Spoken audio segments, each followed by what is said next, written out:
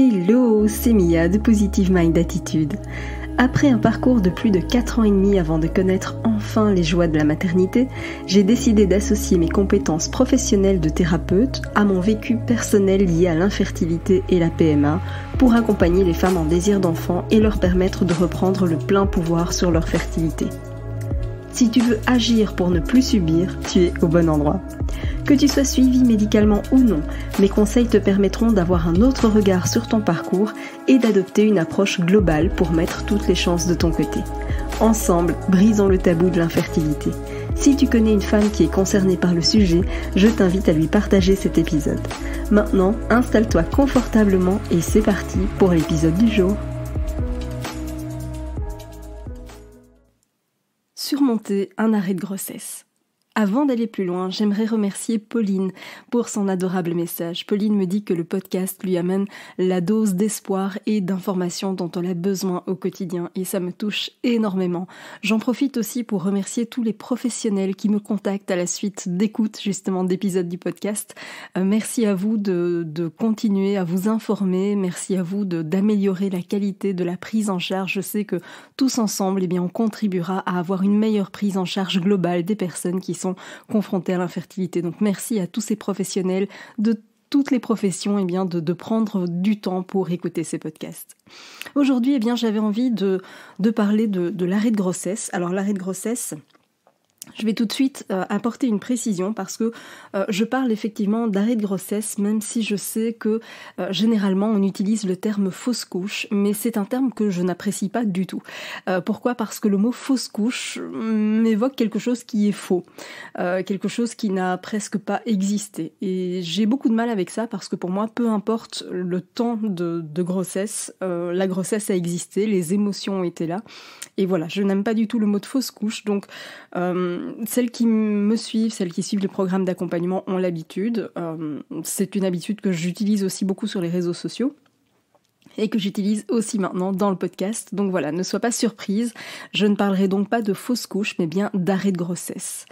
Et c'est vrai qu'il arrive malheureusement que la grossesse qui a été tellement attendue arrive à son terme bien plus vite que prévu.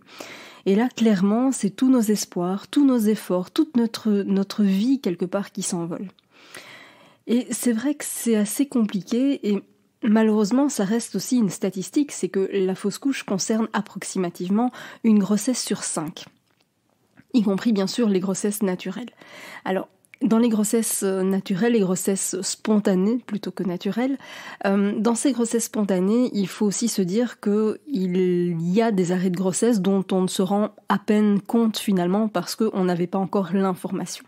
La différence, c'est que quand on est suivi médicalement, évidemment, on attend depuis tellement longtemps, le parcours est entièrement médicalisé, tout est analysé et donc forcément on décompte les jours des 2 semaines interminables d'attente et on sait précisément de combien de jours on était enceinte. Donc c'est ce qui fait la différence avec les arrêts de grossesse des personnes qui sont enceintes de façon spontanée, c'est que quand on passe par la PMA, évidemment, tout est calculé et donc on a une date très précise. Et c'est ça qui fait aussi que c'est encore plus dur évidemment parce qu'on a un lourd parcours derrière. Alors par rapport à ça, il y a 2 cas de figure. Soit personne n'est au courant qu'on a fait une tentative médicale ou même qu'il y a eu une grossesse spontanée. Personne n'est informé parce qu'il y a toujours cet énorme tabou autour des 3 premiers mois de la grossesse. Et donc forcément, quand ça arrive dans cette période-là, quelque part, on va devoir faire semblant de rien et c'est vraiment, vraiment pénible de continuer à aller bosser comme si tout allait bien, de sourire, on doit être bien en société parce que personne n'est au courant et c'est très compliqué d'aller vivre et d'aller souffrir en silence finalement sans pouvoir exprimer ce qu'on ressent au plus profond. Le deuxième cas de figure, c'est que on a au moins l'entourage qui le sait. Et c'est pas toujours plus facile parce que c'est vrai qu'on peut avoir l'avantage de pouvoir se confier à quelqu'un, ça c'est une certitude. Maintenant, ce qui se passe, c'est que très souvent, en plus de notre détresse, on va être confronté à 1001 phrases maladroites de l'entourage, tu sais, avec des conseils du style « Ah, mais t'en feras un autre, c'est pas grave.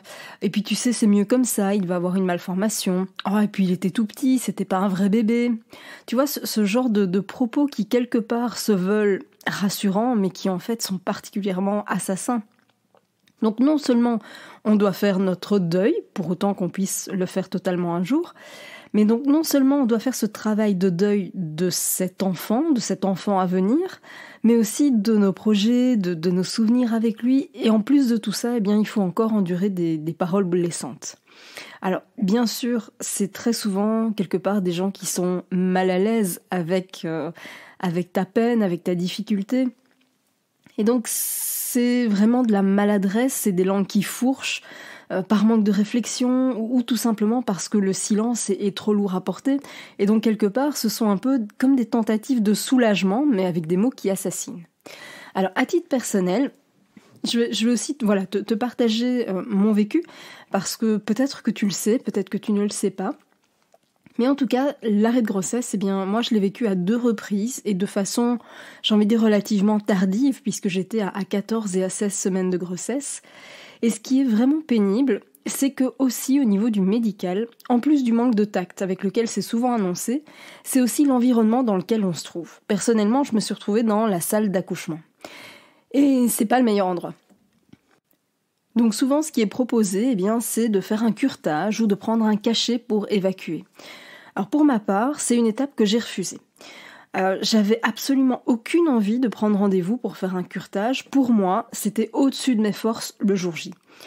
À côté de ça, il faut quand même savoir aussi que c'est pas un acte médical anodin. Je sais qu'on propose ça comme la solution classique et habituelle, mais pour moi, je trouvais que c'était assez intrusif et assez violent finalement. Et comment dire, cette proposition de curetage, elle n'est pas anodine comme je le disais, parce qu'il peut y avoir des conséquences. Ça peut entraîner ce qu'on appelle des synéchies. Donc les synéchies, c'est quoi ? C'est une sorte d'accollement des parois de l'utérus. Et donc les conséquences de ça peuvent être variables. Alors bien sûr, tu peux très bien faire un curetage et n'absolument rien avoir, mais tu peux aussi faire un curetage et avoir des conséquences qui peuvent être variables. Et dans certains cas, une opération peut être nécessaire. Alors pour moi, pour prendre la décision, déjà, il faut avoir conscience de tous les cas de figure potentiels. Et c'est vrai que, tu le sais, je pense que si tu écoutes mes podcasts, j'en parle quand même assez régulièrement. Moi, je soigne énormément de choses avec des médecines complémentaires. Et donc, je savais que l'acupuncture pourrait m'aider. Je savais que c'était une option.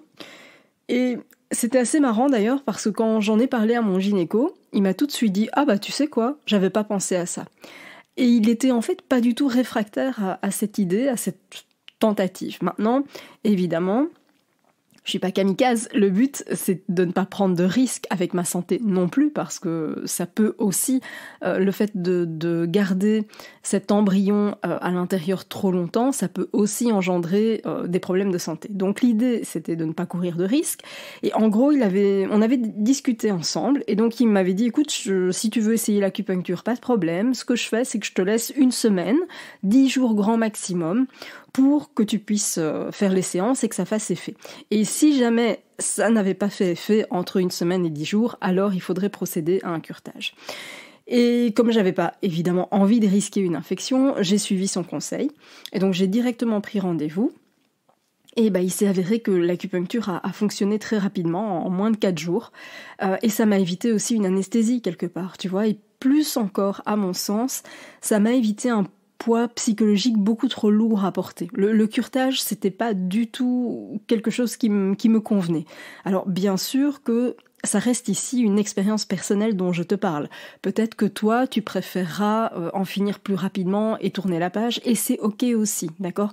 Donc je tiens vraiment à préciser qu'ici, c'est juste l'expérience personnelle que j'ai envie de te partager.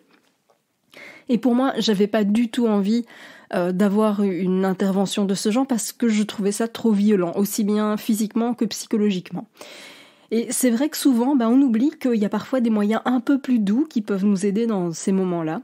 Et c'est vrai que l'acupuncture, ça a été une méthode qui m'a fortement aidée, à la fois physiquement, mais aussi émotionnellement, parce que comme c'était plus doux, ça s'est fait beaucoup plus en douceur et plus à mon rythme, et c'était totalement ok avec ça.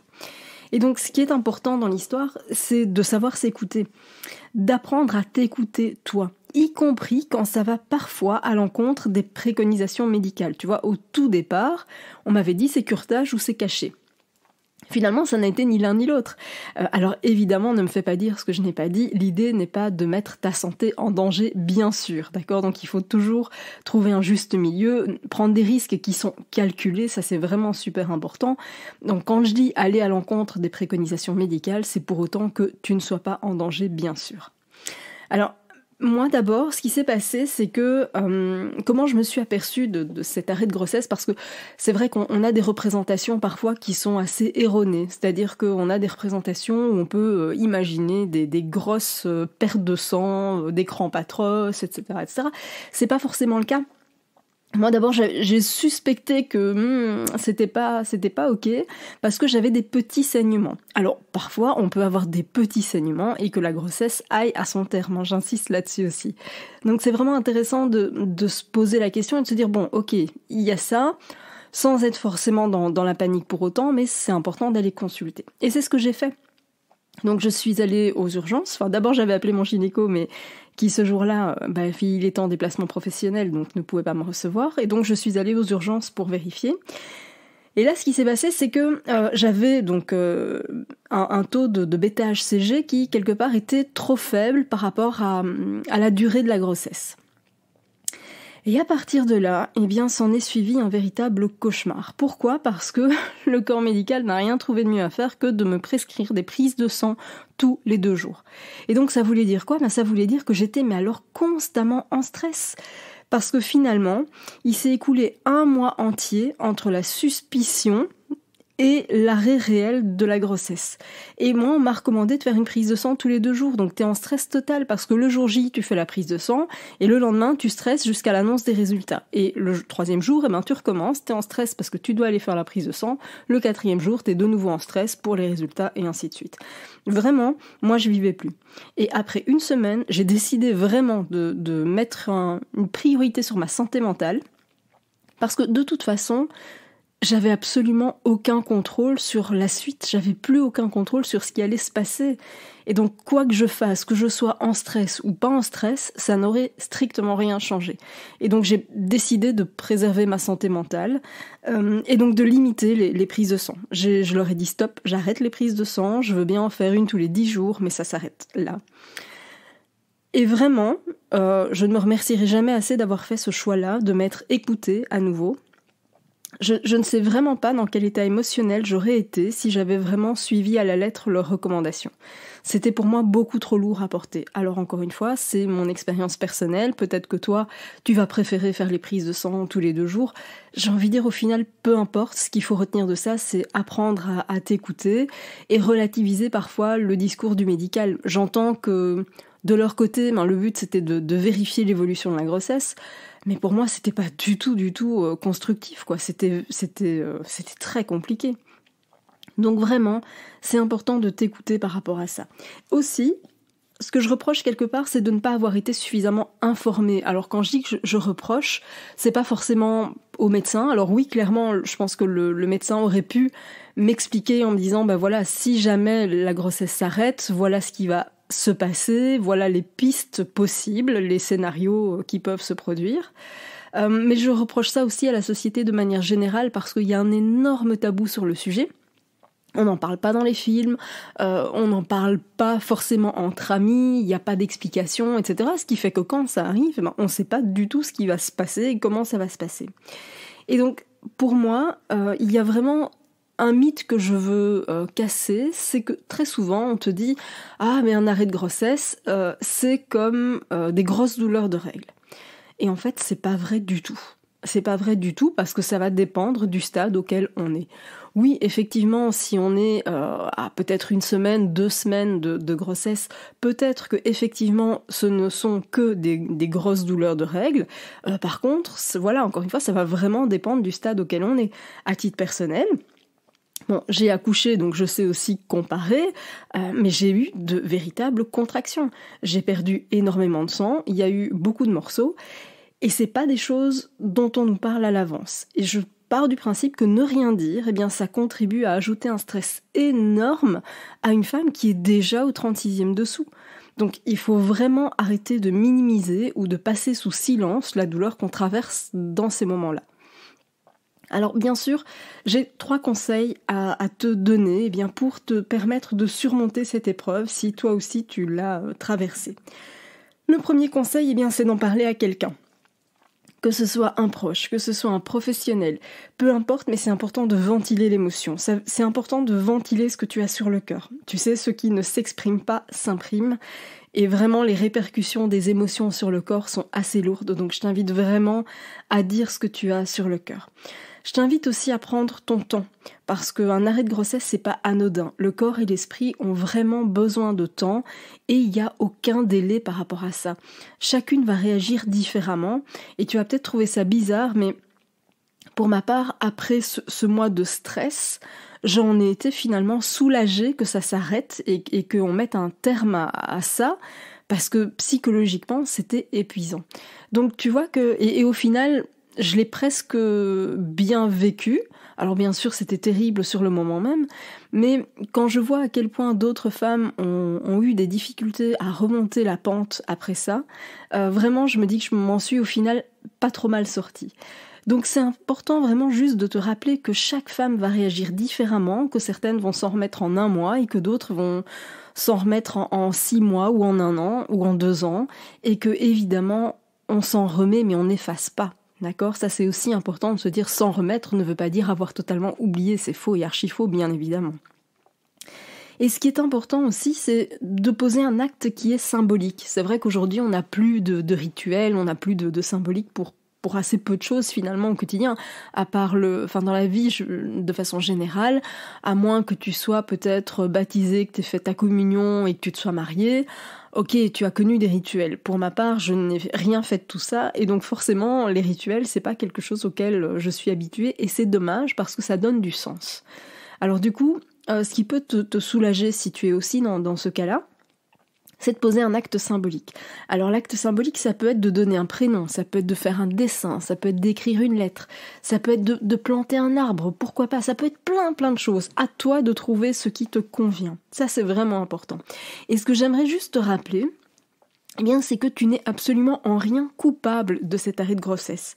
C'est pas une punition pour je ne sais quoi, d'accord ? C'est pas une question de karma.